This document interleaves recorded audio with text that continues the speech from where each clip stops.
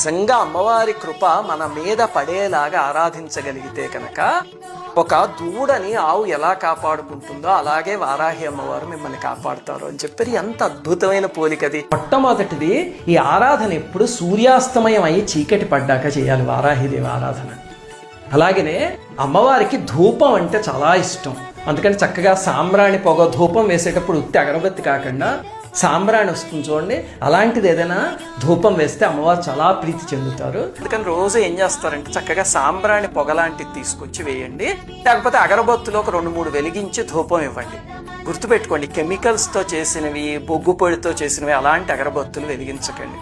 చక్కగా స్వచ్ఛమైనవి వెలిగించండి. ఎందుకంటే అమ్మవారికి ధూపం అంటే ప్రీతి కాబట్టి మనం ఇచ్చేది స్వచ్ఛంగా ఉండాలి. నవరాత్రులలో కుంకుమ పూజ చేస్తాం కదా, కొంచెం కొంచెం నుదుటికి పెట్టుకోండి, చాలా శక్తివంతం. మీరు శ్రద్ధగా పూజ చేస్తే ఆ పూజా శక్తి కుంకుమకు వస్తుంది.